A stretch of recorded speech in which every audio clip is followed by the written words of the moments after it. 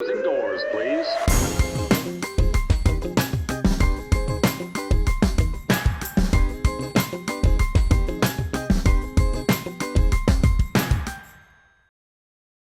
What up, son? What up? Grind and pivot, pivotal moments that changed everything. Louis Max coming out of Queens, New York, once again in the house today. Interesting cat.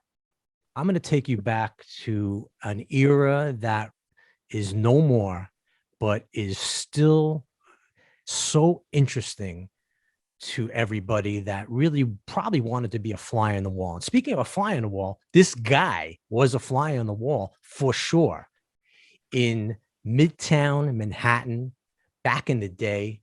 His name, and I introduced to you, is John Colasanti. John, how are you? I'm good. I'm good, Louis. How are you? I'm great. Great to have you here and taking the time. This is kind of like an underground, under the radar interview.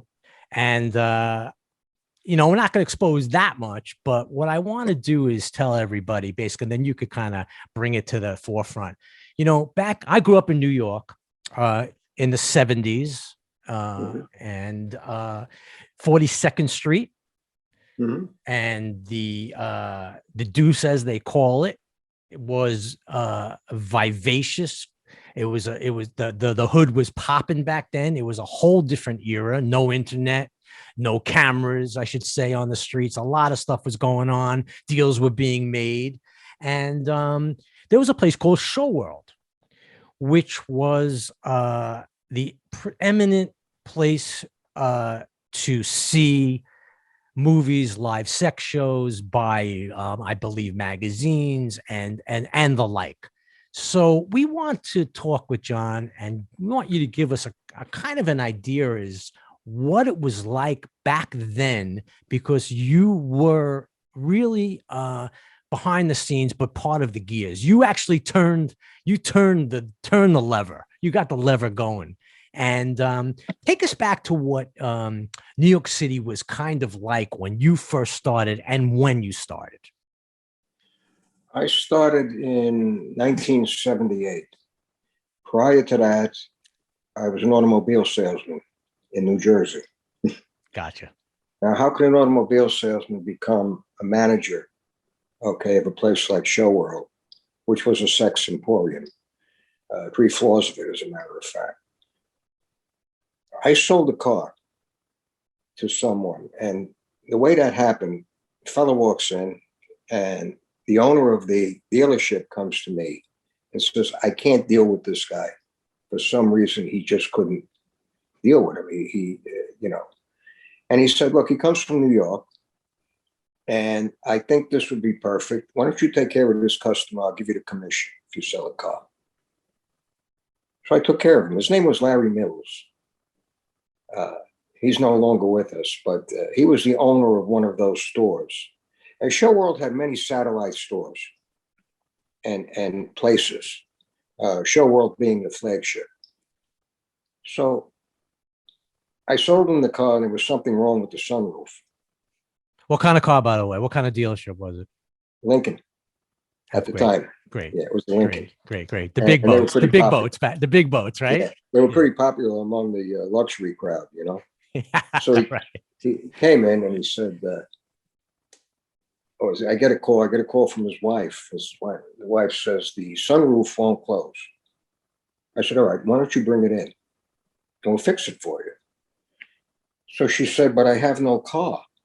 In other words, if I bring it in, I don't have the time to wait. I said, so take my car. I had a car. I had a demo. I said, take my car, and when your car is ready, I'll bring it to you, and I'll get my car and come back. Well, he thought that was one of the greatest gestures he had ever heard. Really? Salesman. Service. Hey, yeah, I swear to God. And he came in and he says, how much do you make here? I said, well, if I don't sell the car, I make $75 a week.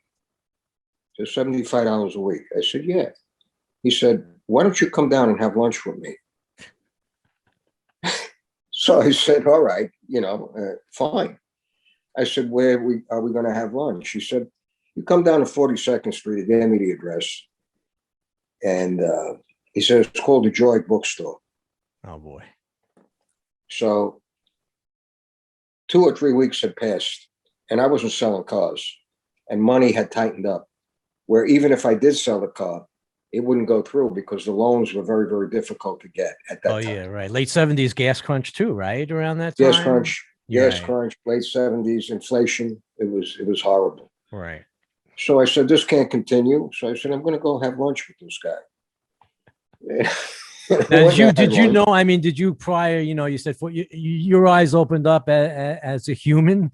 For to say, wow, this is interesting. You knew the game. Well, I knew the game. You thought you knew the game. You thought you knew the game. I didn't really know what I was getting into. Right. You thought you knew. Right. What's this about? And he said, I'm going to take you over to the West Bank Cafe, which is on 42nd Street. Right. And I went there with him, and he says, you order anything you want. I said, fine. As I recall, I think I ordered fettuccine Alfredo. And he says, you could do very well here. So I said, well, I don't know. How do you mean? I said, who runs this place? I said, is this tied to, what I thought would be someone near the underworld? Okay. Right. And he said, no, it's one man. Really? That's what he said at the time. It's one man. It was more than that, when I learned later. Of course, right. There was one man that stood out that called the shots, all right, at that particular place called Chill World. And he said, I'm going to introduce you to a friend of mine. And he said, and we may give you a lie detector test. I said, so why? I said, what do you want to give me a lie detector test for? I'm not lying to you. He says, we want to know who's working for us. And it registered in my head. He didn't know me. He knew me as a car salesman, but I could have been anything else. So they need to know who's working for them so they could trust you. Sure. So I said, that's fine. I have no problem with that. I got through that. And I'm going to introduce you to a friend of mine by the name of Al Kaline. And Al Kaline was the second in command.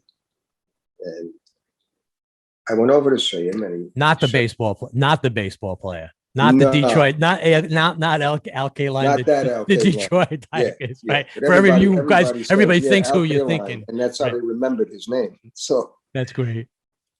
So I went to see him, and he said, so what do you want to do? I said, well, anything you want me to do. Of course. I'm not familiar with this business, but I'd like to learn. So he said, well, I don't have anything now. He said, but, I have your number. I have everything. I'll let you know. Usually when somebody says that to you, you're never going to hear from them. Yeah, you would think. In my opinion. That's my opinion. Of course. Because I had applied for jobs and filled out the application, and they would say, well, you're too qualified for this. I said, well, I'll sweep the floor. I need money, What do you mean I'm too qualified? Willing to work. Said, right. Yeah, willing to work. So he says, I'll call you. A week went by, another week went by. I'm not selling cars. This guy, Larry Mills, comes in again. He says, did you hear from my friend, Al Kaline? I said, no, I didn't hear anything. He says, pick up the phone, call him. Here, you have his number? I said, yeah, call him. Called him. He says, you tell him that you really want to be part of this team. I said, all right. He's sitting right there. Right. This is great. So I said, this is great. Hi, Al. I spoke to you about 3 weeks ago. I'd love to come in to see you again, and I'd love to be part of your team. He says, come in Tuesday. Come in on Tuesday. Right. That's how it works. I love it. I went in on Tuesday. The guy took a liking to me, and I got the job. That's how I ended up. So what did you do right out of the gate? What did you do? What were your first kind of thing? I mean, you had no idea what was happening. Were you excited, obviously, right? It was. Oh, absolutely. You were like, you were stoked up, right? Besides having a job, besides getting a job, right? From selling cars to being around a harem of girls. I mean, I said, I got to be this got to be paradise. But Right. there's more, but there's more to it No, much than more. just that. Yeah, for There was sure. a business end of it too. Right, of course. So And that's where he you were in. says, I'm going to train you. He said, I'm going to send you with a guy. I'm going to train you to be a manager. Perfect. I said, that's fine. Thank you. And he said, I'm going to put you with this guy, Clem D'Alessio, my friend Clem, who's still around today. Shout out Clem. Yeah, he's still Hope you're around. doing well. Clem's tremendous, a tremendous guy, funny guy, and knew his stuff. He was from Italian Holland. So I hook up with him in Show World, and he looked at me and he said, look what's going on here. I said, yeah. He said, and you want to be a car salesman? I said, no. I said, I don't want to be a car salesman. I want to be a manager. That's why I'm here. All right, I'm going to show you how to be a manager. This is what we do. And he says, and then we take care of the problems if and when and as they arise. So in my head, I'm saying, what kind of problems now?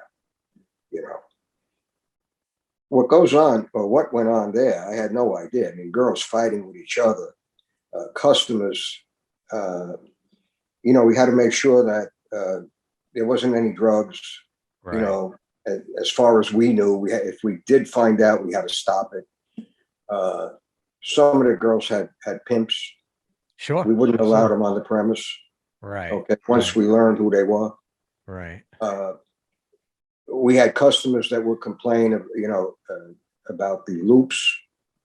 Sometimes they would break. Oh, yeah, absolutely. Okay. Yeah, we had mechanics. So if a loop broke, sorry, sir, here's your token back. Go over to the other one. We'll have this fixed for you. It was a problem. But there were some tough people there at that time. 42nd Street was a pretty rough place, As a matter of fact, when I had to walk to another store, I wouldn't walk on the sidewalk. I'd walk in the street Really? where the cars were. Because Interesting. I was afraid somebody was going to come out from one of those Oh, from the doorways, out of right? the Yeah, orifice. right. The door. Yeah. Yeah. I mean, that's how bad it was. They're ripping Yeah. off chains. It was tough. Yeah, It was it was tough, bad. rough and tumble place. What were the hours like when you first started? Oh man, when I did first started, Right. I went from Show World to a place called Lake Alice, and a fellow by the name of Vinny Borello was running that place. All right, and he took a liking to me, and he said, "Yeah, John, you're going to be all right. Don't worry about it." But they gave me the night shift, and I'm from New Jersey. I was living in New Jersey. I'm actually from the Bronx originally, but I was living in New Jersey at that time. So he said, well, you're going to be working, and you're going to be working at least till 1 o'clock in the morning, maybe 2. And my problem was the last bus left at 1, and I could never make it. I used to sleep on top of the desk until 6 o'clock so I could catch the bus to go home, get some sleep, and go back. Wow. That was that's happened in the beginning. You see. Then I was approached by Al Kaline again. And he says, I want to bring you back to the office.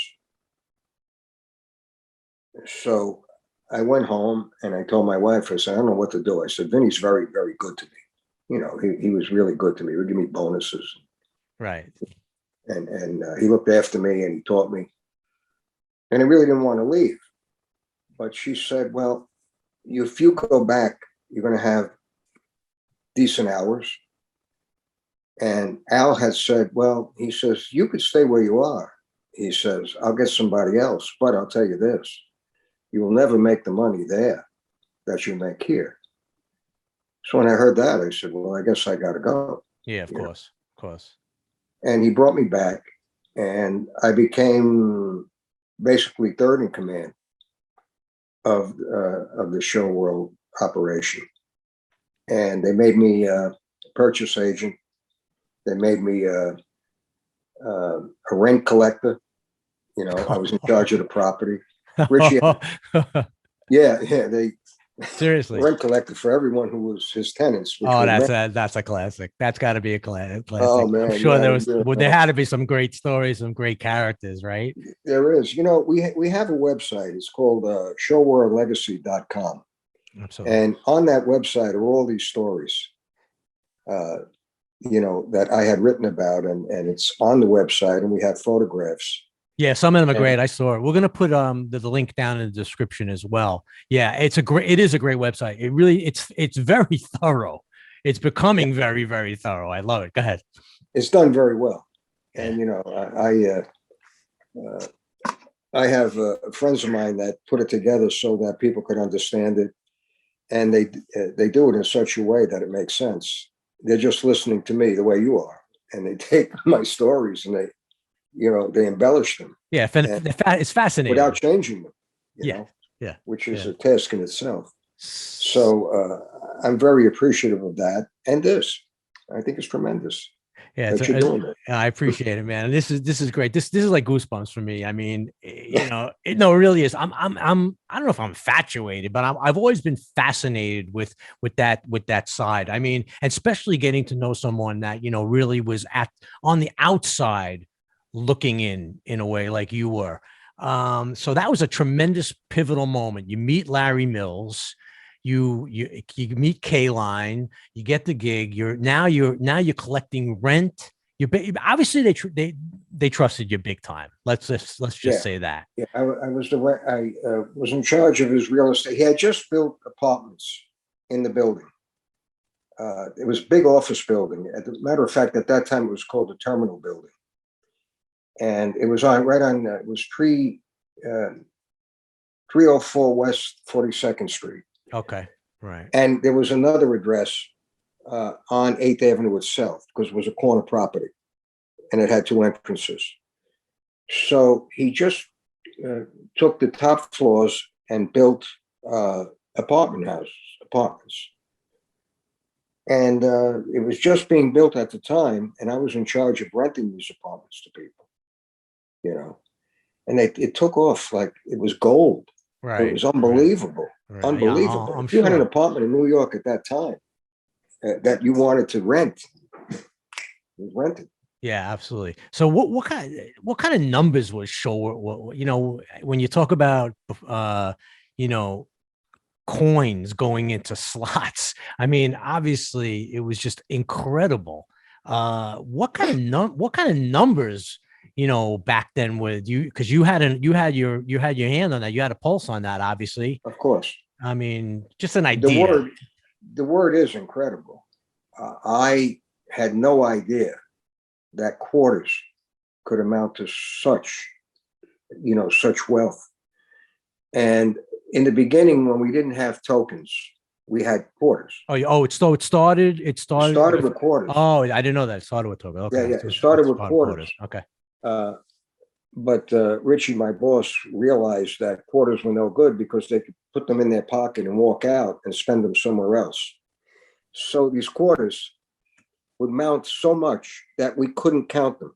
We didn't have counters like a casino at that time. We did get them later, but we would fill up buckets, okay? And we have security people come to pick up the buckets, take them to the bank, and they would weigh them. And a certain weight equaled a certain amount of money, you see. And that was in the beginning, but that didn't sit right with the owner. Of course not. And he said, I have to control this, and he made these 8-sided tokens, octagon tokens, which you couldn't spend anywhere but in his place. Right, because it only fit those machines, right, as well. Yeah, that was genius. His slots, yeah, that was genius. Yeah. He created his own currency, almost like a Bitcoin, but at that time. Yeah, you're 100% right. You're right. You're absolutely right. Oh my God, that is crazy. Yeah. And then we had a problem. This is interesting. The change people used to have a change like a bus driver at the time. Yeah, the clicker thing, right? Clicker. You would click and 4 tokens would come out, and you would give it to the customer. Well, quarters worked, but the 8-sided tokens, it wasn't built for that. There was a guy by the name of Teddy the Greek. Okay, he had his own place called Paradise Alley, which was down the street from 8th Avenue, down the street from Chill World. He was illiterate. He didn't know how to read or write. All right, he didn't know how to read or write, but he was a mechanical genius. He could build and fix anything mechanical. Okay. I see what's coming. Go ahead. Yeah. Yeah. So yeah, we went to him, or the owner went to him and said, "Hey, can you, look at this? I can't use these anymore." And first he sent it to the manufacturer of the tokens. They couldn't do it. They couldn't create this tube that would shoot out these tokens for the change people. So he looked at it and he said, "Leave this with me." About 4 days later, he comes back and they work. Yeah, like a prototype. Wow. Yeah. Same guy looked in a German magazine because he wanted to make silencers for guns. He was a little bit of a, and he said, I looked at the magazine. It was a muffler for a car. And I looked how they made the mufflers, to muffle the sound. The guy actually made silencers. Really? And sold them and got in trouble for it. But here's a guy that can't read or write. Yeah, He just looked at pictures. It was amazing to me. Yeah, that is amazing. It It's hard to believe. Great story. Did you guys with the it's funny you talk about these guys, all the characters that were behind the scenes. Did you guys socialize? Or it was just really, I mean, in the beginning, I can understand it was strictly business, but did you morph into like having, quote unquote, friendships with these guys and go out a little bit and socialize in any way? Absolutely. You did. Absolutely. We grew close. Family. Some of the stories that I have would take a long time, all right, to translate into what you're trying to do. But yeah, I used to go out with, that's how I learned about them. He would tell me, "Hey, this is how I made the silences. Hey, this is what I did here. This is what I did there," And obviously, without that communication, I wouldn't have known. So yeah, we used to go out all the time, Right. So you got an education, as to say the almost least. immediately. And the Borello brothers, Vinny and his brother Ralphie, I got very close to Ralphie. And we went out all the time, went to City Island in the Bronx. Okay. Absolutely. Of course. Went to restaurants in the area. And yeah, we socialized. So life was pretty good, huh? Life was great at that time. We were all making money. There were loose women all over the place. Yeah, that was my next. It's funny you said that. That was my next question. Not you personally, but did guys in the management or just even in work, guys were hanging around, they got involved with the girls. The girls were around. Some played, some didn't. What was it like? Could you give us a little brief overview of what it might have been like, for somebody that doesn't know or someone that thinks? I'm married 53 years. God bless Mrs. Colasante. I got in more trouble than you could possibly imagine. Okay. I don't know how. I honestly don't know how she put up with it. Right. But she did. Right. Okay. And I get you. No, the flesh is weak. The flesh is weak, and these girls some of them were just absolutely gorgeous, and as you said before, some of them weren't. But the ones that weren't were able to provide for themselves. We put a roof over their head. You see, people didn't realize that at that time, or what would have happened to them. Yeah, a lot of drugs, just for the people, dependent on drugs, or just kids coming from, I guess, a lot of young folk coming from out of town. No. They were from all walks of life. Mm-hmm. And for instance, some of them would roll into millionaires. Okay. There was a girl by the name of Goldie. She looked like Goldie Hawn when Goldie Hawn was younger. Beautiful girl. She married a surgeon. Oh, okay. So she was working and she hooked up. Okay. So that I'm sure that's happened. Surgeon. Right. All right. There's another girl. I had spun off from Show World and I had gotten my own clubs. I owned a club in New Jersey called Liquid Assets. And prior to that, I had a club called Bare Elegance on 50th Street. That was my club. But I was in Show World for 20 years. And then I left and I went into my own clubs. And there was a girl that worked for me that right now, she has her own show about Wall Street. She's making a ton of money. Yet at that time, that's what she did. Right. For whatever reason she had, you know. And sort of, they're basically from all walks of life. Some of them had dependency problems, yeah. Yeah, I'm sure. I'm sure. You know. Yeah. What was it like? Just to switch gears, I'm not gonna press you on how you got in trouble because that could have been the highlight. That was the highlight of the of my the interview here for me. But what was the law like back then? You know, what was I know the Deuce was on recently. I'm not gonna say that was depicted it correctly or not incorrectly. It is show business. I get that. I know.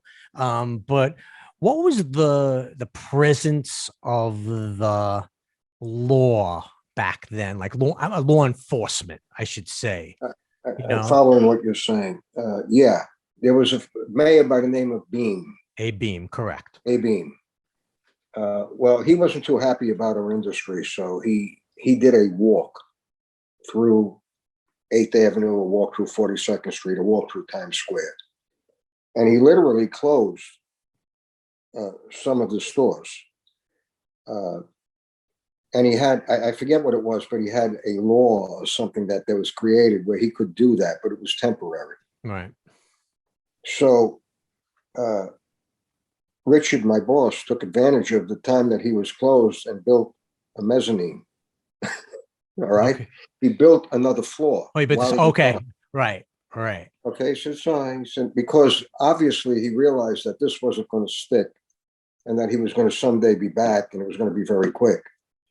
So he took, I think it was 2 months or something, and they built a mezzanine.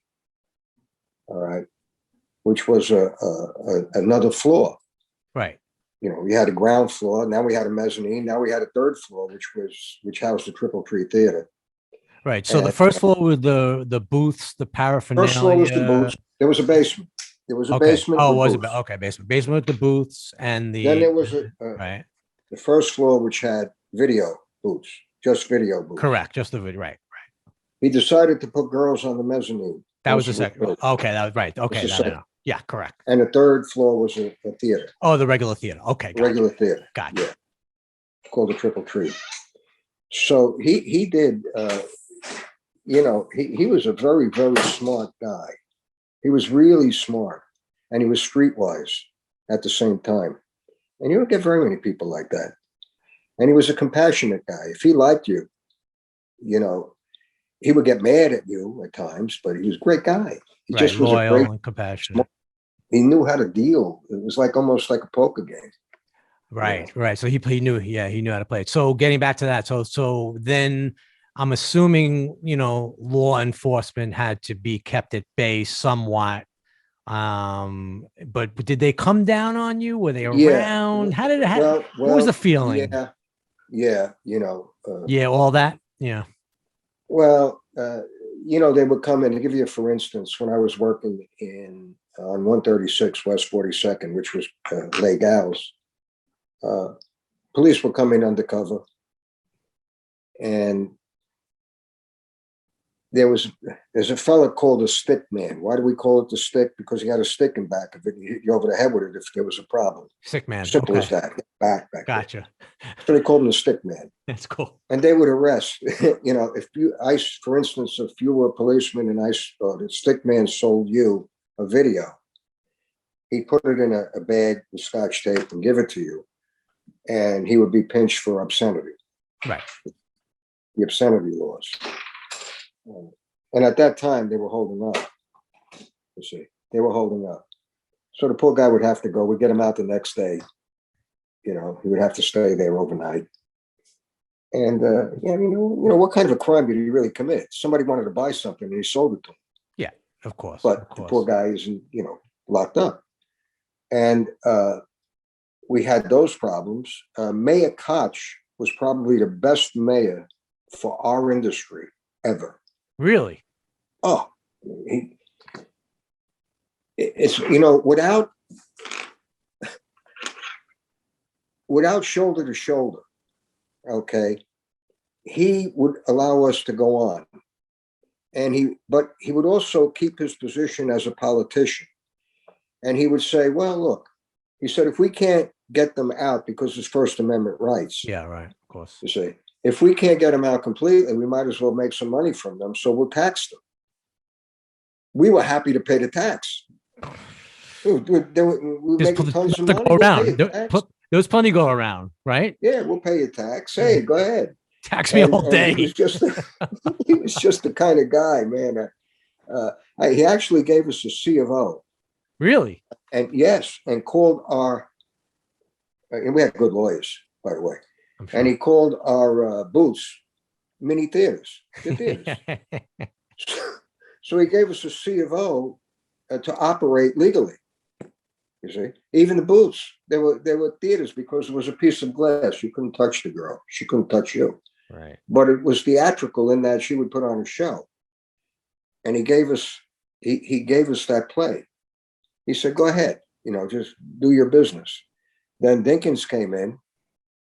He did a good job. He didn't hurt us. And he put another 2,000 cops on the street because it was pretty bad. The streets were bad. The streets were bad. You know. Yeah. And, after that, I believe Giuliani came. And he had this penchant. Yeah, that was it. It was over. All right. It was disastrous. He was a disaster for us. Sure. Because all it was, he wanted to make headlines.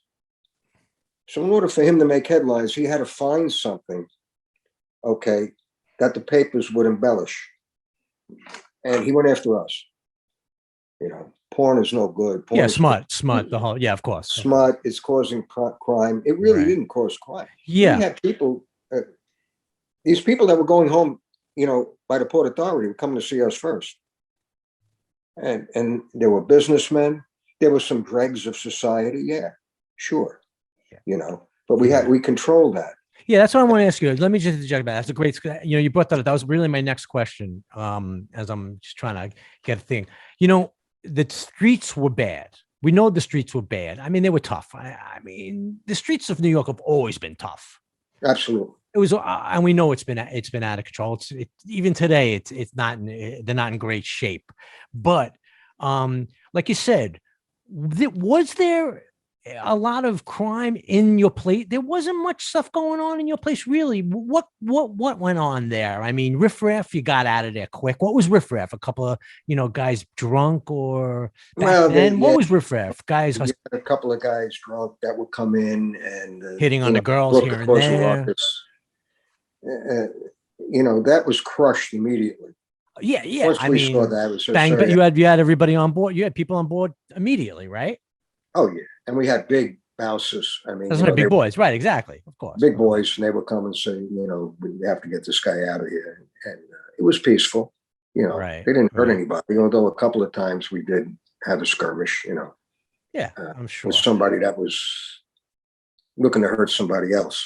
You see, and we had our problems with not a lot of problems at all. All right. But there was a girl that was killed in Showworld. I didn't know that. And there was two girls that invited someone over to their apartment. Oh, and that was famous, right? That was it. Yeah, that was famous. Oh, okay. Okay, go ahead. Yeah. Tell us about that. And I know their names, but I'd rather not mention them because they're families. Yeah, of course. And the sweetest girl, so sweet, about 18 years old, she would come to me and say, John, could you play this for me, this particular song? Because I was managing the girls at that time. I said, sure. Her name was Nikki. I said, sure, Nikki. I said, I'll play it for you. And she was so sweet. And she got together with another girl, and they just invited the guy over the house. He killed them both. Yeah. Okay. Well, that's still happening. But that would happen if it happened at a McDonald's. It wouldn't have gotten the publicity. Right. Of course not. You see, that we had. Yeah. And but that was few and far between. I mean, most of the people walked out of there with a smile. They were happy. you know. Absolutely. Absolutely searching for that paradise. You know, you said you kind of manage the girls. Did you ever have like heart to hearts with these girls? You know, you said they're young, they're 18 years old. You were Summer. you know, did you actually say to them, you know, you give them life, a little bit of wisdom here and there, you know, obviously you cared about him, you're a compassionate dude. You know, you say, what are you doing here? You know, or why you know, tell me. Why are you here? Yeah, Yeah. why are you What are you here? doing You're not here? judging. All You're the not time. judging. You know, did you No. try to get a feel for that? Was there anybody that stood out from you that you know, you saw maybe somebody who was doing something that just potential says, listen, you got to do something differently? Absolutely. You know, sometimes you had to turn your collar around and become a priest with these girls. And That's exactly what I'm asking. yeah, no, really. And, you know, you wondered about their life and how they ended up in show world. You know, it used to call 8th Avenue the Minnesota Strip. Correct. Okay. The Because Runaways, right? You tell runaways, us. You tell us. You tell us, right? know, it had an allure. 42nd Street had an allure to everyone, including these girls. And they would come in search of fame, you know, and fortune. And they learned that there's a lot of things happening in New York and Broadway and movies and that kind of thing. And they had that in their head. And they thought they were going to strike it rich until they found out it's not that easy. And they would tell me, you know, I'd like to be a soap opera star. I said, I'd like to be a movie star. So we're on the same page. Now, how do we do that? Okay. I'm here and you're here. So why aren't we there? Right. I said, if you want something, you have to pursue it, but you have to survive at the same time. Yeah. Because nobody's going to feed you, you know. And they understood. Yeah, that there was many conversations with girls about that, you know. And some of them you get close to, you know. Some of them you feel sorry for, and some of them you don't because they were kind of vicious. Yeah, yeah, absolutely. Different kind of personality. Did any of them like later on in life, you know, let's say someone who was like 18 or 19 or 20, and then 10, 15 years later, you're still, you know, in the business. Did they actually come back and not to work but just to come back and touch base and say, you know, John, you know, how are you? I mean, you know, because to this day, Louis.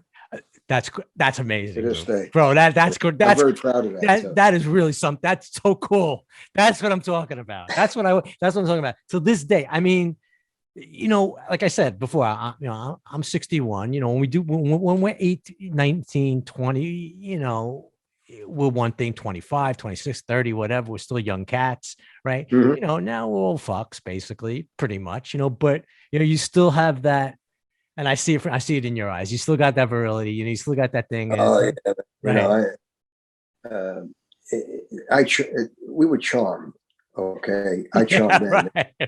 They still call me, John. How you doing? What's going on? We should get together. Of course. Yeah, Of course. good. Not for anything but a conversation. Yeah, no, absolutely. Because they always enjoyed that. For and sure. What are you for doing sure. now? And how are you doing? And right. You know, and what are you doing now? And do you still have the clubs? You take their calls. You talk to them. You say hello. Yeah. You have a special. You have a spot for them, right? You have a spot in your heart. In your heart for them.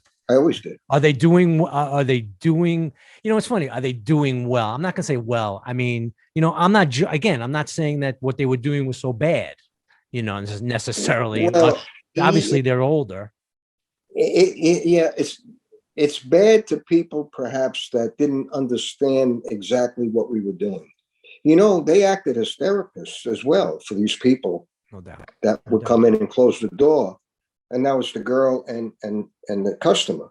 Correct. Who's usually male, and you know, he had problems that he would discuss with the girl in the booth. It wasn't always sex. Sure, absolutely, you know? Absolutely. Or it leaned on that. You know what I mean? His conversation leaned towards sex because perhaps he was having problems with that. He would ask her advice, and they would give him the advice that they could. You know? Like now, you know, in the clubs, they're getting, you know, the patrons are really getting worked, and you know, it's for the buck, and we know that. You know, they really working the guys, and you know, the guys deserve to get worked if they're gonna, you know, throw it. But at the same time, they're getting something as well. But do you think back then the girls were really, what did you actually, here's my question. Did you, as management, did you have to coach these girls in a way, or did they have like was there like a matronly figure there that maybe, told them the ropes of the game per se? Both. The matronly figure, there were many girls that were managers as well. I was the manager of them. Correct. And then my underlings were managers of the girls, because upper management, which was me, understood that perhaps they need a female, 100%. because they understand who they are and how it works, where we couldn't, because we're not. It was unique in a way where you would coach them and say, look, why don't you do this? Why don't you pursue something else if you're not happy here? And then they would say, but I am happy here. I said, well, then there's nothing more to talk about. All right. If you're happy, if your pursuit of happiness, is concluded here, stay that way. Right. It's not a bad thing. You're not doing anything wrong. No, not really. I mean, obviously it might have been looked upon back then. Did the porn world ever collide with show world and those places? Did guys come down? Did directors come? Was everybody part of kind of like the same, or was it, different factions? Because I've always kind of been interested and fascinated in the porn world as well, the movies. Well, yeah, no, well, we did have porn stars working in our theater. Correct. Okay. Right. Vanessa Del Rio. Yeah, one of my favorites. The Queen. Many of right. Oh, Vanessa Del Rio. She's still around. Yeah, I think she's doing a movie now, supposedly. Yeah, she's doing a movie. You're right. Yeah. And she's still around, and she was a nice person. I mean, she was, who did we have? Oh, there was so many. Lisa DeLue. I don't know what happened. Rest in peace, Lisa DeLue. Rest in peace. That's another rest in peace. Candy Babor. Oh, Candy Babor. I knew Candy Babor very well. Right. Yeah. So it did collide. Rest in peace. Yeah. So it really did collide. It's interesting. So everybody was kind of all put together at some point. I mean, people coming up, obviously the names. I mean, that was a big deal. With the names, because I remember in the Village Voice, in the papers, in the back of the papers, Vanessa Del Rio being seen, and even some of those like Cappuccino, or I remember Cappuccino. She old timer, right? Yeah, but they, we actually hired them because we knew they were a draw. You see, they would draw people. Right. If they knew Vanessa Del Rio, for instance, was playing at our theater, people were coming from all over. Yeah, she was big time. And they would take advantage of the boots. They would take advantage of the girls, the boot babies that we used to call them, and they used to take advantage of everything in the place because she was there. Yeah, and win-win. And hang around. And when her appearance started, they would go up. Right. When did you kind of start winding down? I mean, Show World obviously closed. The last one closed in the 90s. Yeah, well, they got rid of the girls in the 90s. In the 90s, but you still had your hand in some other stuff, right, as well? Yes, but by that time, I said, look, if the girls are going to go, I'm going to have to go, because it's just not the same. And I believe he did that for a reason. Richie Basciano was the owner, and he'd rather have been his legacy. He would have been known as a businessman rather than the king of porn. He didn't want to be, in that structure. He didn't want to be that. That name was wrong to him. He was a business, he also owned movie theaters that he made me run, Spanish theaters and regular theaters. He acquired those when he would buy a master lease, for instance, he'd have to buy everything. Oh, okay. And if there was an existing theater, that would now become his. And I ended up running it. At one time I said, Richie, it's a Spanish theater. He says, yeah, you could do that. I said, no, I can't. I can't speak Spanish. He said, you could do this. Right. So Do when it. he said Just that, I do said, it. well, I guess I can. Right. You But you know? figured it out, right? Yeah, but and he opened up a video when the video came out. He opened up a video rental store. Yeah, those are So big, right?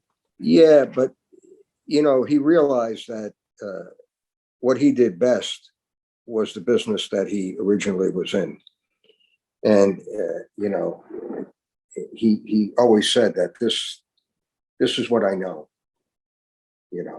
I'll try this and try that because he had the means to do it. And if it worked, fine. If it didn't, we were the first ones to open a video theater and charge admission.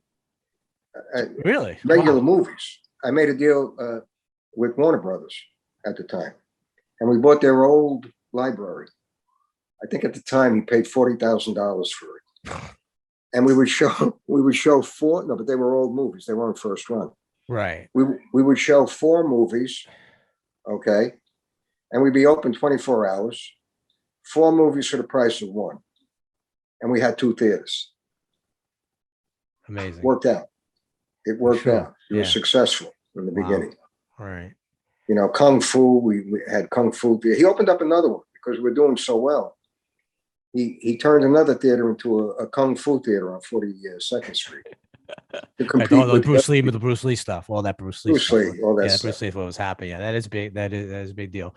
So the years go by, and obviously it just kind of ran its course, I guess, right? I mean, no. What happened was the business may have changed, but I didn't. I missed the business, and I had an opportunity to get my own. I went from basically that business to a gentleman's club business. Okay, right. Which is related. It's not the same, but it's related. That makes sense. Yeah, absolutely. Well, there were still girls around me. Exactly. And I enjoyed that. As a matter of fact, to this day, I wish I was still in it. I mean, I got older and got a little tougher because, I got older, but Right. I wish, frankly, my wish is I was still in it. I do. Is it still viable business now? But no, obviously not, the pandemic notwithstanding, but like, I mean, the places like, Sapphire and the Dollhouse and all those places, it's, is it still what it was? No. It is to a degree. It's what you see in the movies. The guy goes in, he has a girl, the girl takes him for everything she can. So it is that. Yeah, they get that's what it is. And it's not the way it used to be. The way it used to be wasn't like that at all. Right, exactly. You could go and enjoy yourself, right? And kind of just sit. In my Jersey club, my Liquid Assets club, I had the only haunted gentleman's club in the country. Haunted? They wrote stories about me. I made a ton of money. Haunted it. Gentleman's Club. All right. Well, you know what? Before we get to the end of this, talk about it. Let's hear it. I gotta hear it. I had these surveillance cameras, and I was watching it one time, and I saw this apparition, or whatever the hell you want to call it. I didn't call it an apparition then. This thing had a little head, it had arms, and it had legs, and it was dancing in midair. So I had a partner at that time, and we were both looking at it. And I said, what the hell is this? Look at this. We thought maybe it was a moth or something, So he said, I'm going to go out and look at it, and try to see if I could see it. So he went out. He turns around. Now I'm watching him on a surveillance camera. He looks up. Right, so you're watching on the camera. He's out. I'm watching on the camera. He's out in the alley. Yeah, where the camera was. He looks at it. The thing actually, just God's honest truth. I have film of this. I have, I still have the video because I copied it. He looks at it. This thing looks at him and disappears into the ground. Gone. So I take that video, right, the image that I had copied from my surveillance camera, and I bring it to the local newspaper. Something that I learned while I was in show work. I was going to say. So I bring it to the local newspaper and I said, look what happened here. So they looked at it. They said, do you mind if we have people look at this? I said, no, I don't mind at all. Keep it. So people from the town, that's a little town, sleepy town, came in. And they said, "Oh, that's a glitch in the camera. That's a bug." Oh no, another guy said, "No, that's supernatural." And they were getting all these different, opinions of what it was. Right. So you listed, yeah. Oh my So they God. said, "Do you mind if we print this?" I said, "No, I don't mind at Right. all." The wheels are turning, right? The wheels are Yeah, that's turning. what I wanted them to do. Of course. They printed it. I had people come from the Star Ledger in New Jersey, the New York Post. I had Channel 4, Channel 7, Channel 9. Yeah. They brought the truck with the uplinks. They went national with it. I had Lisa Evers from Fox News. She Sure. came down. Yeah. And Anna Vaccaro, her name was Vaccaro. She came, Anna Vaccaro, I think her name is. She came down from Channel 4. I'm having all these big news. Then they did shows. I had an hour show. A guy from Germany came down, did an hour show on us. Channel 11 did an hour show. Oh my God. You got to be And kidding. people are coming down from Chicago, Right. from places I never thought existed. They're coming to see this Right. club because this club is now haunted. And I made a lot of money. Yeah. But right. but Are I you still- sitting at home? Are you driving home? Are you driving home every night? And the face, you got the smile, right? You got, Yeah. you tell your wife, you're telling your wife these things. And it's like, If you Google it up, Mhm. you may see something about it. Okay. Liquid Assets, South Plainfield, New Jersey, haunted Okay. gentleman's club. That's a great story. I mean, Well, I was lucky enough to know what to do with it, and I was lucky enough for it to happen. right. Things like that don't happen. No, absolutely not. I mean, Yeah. just for you to, be sitting there and just like the bulb went off and it's like, holy shit, this is great. And one of the most famous clubs in the state. I was the hottest club in New Jersey. And then the other club I had was on 50th Street. And again, I'll say, I wish I had that again. I wish I had that club. That was, really tremendous. It was a small club, but maybe because it was, the square footage was maybe 2,000 square feet. Okay. Easier to manage. Easy to manage, easy to clean, easy to everything. And in that 2,000 square feet, the money that was coming in, Yeah, crazy. tremendous. It was tremendous. But I don't have it anymore. I spent it all. Yeah. Hey, you know what? You lived. What's happening with Show World now? You're just trying to keep the showworldlegacy.com. You're trying to keep the website going and try to bring it. Yes. We're trying to educate the public as to what it was and how it was, and eliminate all these other stories that they may have heard from people that weren't on the inside, that weren't there. Exactly. That's why I wanted to talk to you. Yeah. Oh, the people, that was a bad place. No, it really wasn't a bad place. It really wasn't. Okay. It was an entertaining place. If it was a bad place, then it wouldn't have existed because people wouldn't have come, you see. 42nd Street at that time was an alluring place. As a matter of fact, your travel agents said, don't go to 42nd Street. It's very dangerous. The more they said that, the more people came. I'll tell you something. When the obscenity laws came out, I was in Vietnam. I served 13 months in the city of Hue. Thank you for your service. Wow. Well, not a problem. But my boss, Richard, Richie was he was in the porno business, but you'd never know that. Yeah. He had 3 daughters of his own. He always had them in his head. He didn't want to do anything with these girls that he wouldn't allow his daughters to do. Mm-hmm. Yet he knew that it was entertaining, and he was, generating dollars from it. Yeah, showbiz and big bucks. So when the obscenity laws came out, he had pictures of people wounded in Vietnam, and he put that in his window, and he said, "This is an obscenity. This is obscenity." I never 100%. forgot that. 100%. You know what? Great way. Well said. I wish somebody would listen. I wish more people would listen and understand that. John, I got to tell you, a real pleasure. I want to thank you so much. Thank you. What's cooking for now? What's cooking now? I know we talked a little bit earlier just for a second, and we'll have to do another show. I understand you're involved with one of my loves, and I think a lot of other people out there, the doo-wop. Oh yeah, I got involved in that. That's my other love. and I was always into the music, and now I'm actually a promoter and a booker, where I go out and get venues and groups and put the groups and the venues together. Great. Love it. And we do Love it. shows on a Sunday in 2 different venues, Chris Michael's Steakhouse in Woodbridge, New Jersey, and Town and Country Inn in Keyport, New Jersey. And it's a nice, it's a nice show. There's older people like me there, Right. but they enjoy themselves. Yeah, They understand the absolutely. music. Absolutely. And people are starting to come out again as well, right? People are starting to come out again. Now, we were down for over a year. Yeah, of course. Yeah. Oh, everybody was. Yeah, that was down. We know that. So, We're so just now it's coming gonna back. We just now it's had gonna our start first to coming back. Just coming back. I love it. So that's great. I mean, I got a special heart place in my heart for that music as I'm well. inviting you. I want you to I'm come. I'm a lock, by the way. I'm a lock to come. My invitation totally accepted. 100%. Absolutely. You let And me know anytime you want. I I'll give will. you my number. I All absolutely right. will. And you Yeah. call me. It was a pleasure. God bless you. My By the way, you look great. Thank you. You're looking good.